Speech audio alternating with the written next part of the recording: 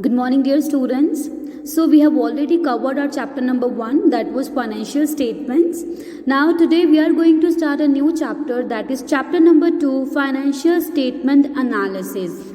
In this chapter, we will study like how financial statements are beneficial not only to the insiders, means not only to the owners, board of directors, chief executives, but it is also beneficial for the outsiders also. Outsiders means like another companies, tax authorities, banks, etc.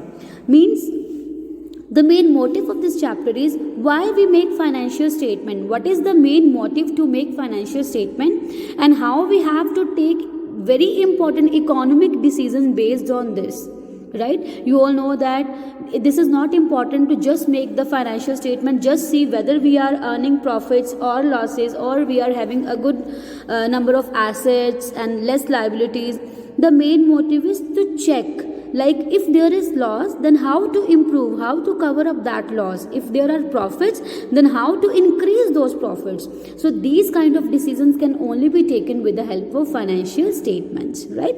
Now see, what is the meaning of financial statement analysis? It is a systematic process of analyzing the financial information, means whatever we are having through the financial statement. Information means the position of assets and liabilities, profits, losses. This is called financial information. Moreover, how many debtors are there, how much amount we have paid to the creditors, each and every information given by our financial statement, total number of expenses, incomes, other expenses. So all kind of information is helpful. So this is a systematic process in order to understand the financial information, the financial data in the financial statements, to understand so that we can have an idea regarding all those expenses, incomes, assets and liabilities, and we can take the corrective measures to improve or to enhance, right? So this is the main motive of financial statement analysis.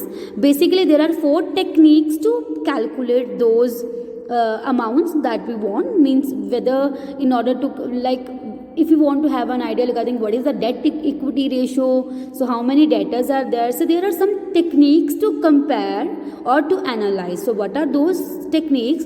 That is through comparative balance sheet, common size balance sheet, ratio analysis and cash flow statement. See, comparative and common size we will study in chapter number 3 after this chapter, ratio analysis in chapter number 4, and cash flow statement in chapter number 5. So we will elaborate these all techniques there. This is chapter number 2 is totally based on theory. So you have to understand and why we are making analysis, why financial statements are made. So you just have to understand the concepts only. These techniques are practically applicable in separate chapters. So when we will cover all those chapters, you will easily understand that how we have to analyze the data, right? The next main important topic is types of financial statement analysis. So what are those? How we can make analysis? The first one is external analysis. The meaning of external analysis means when not only the persons, means the persons who are working inside the organization, they are not to be included under external analysis. The persons who are existing outside the organization, like banks, creditors. Now for example, now if you want to take loan from any bank, so bank will check whether you are able to repay that amount, right? So that will be checked through. So the outsider will check your balance sheet, they will have an idea about your creditability in the firm, right? So these are the ways how external analysis make analysis about your firm. So in this analysis, only persons who are existing outside the organization, they are included.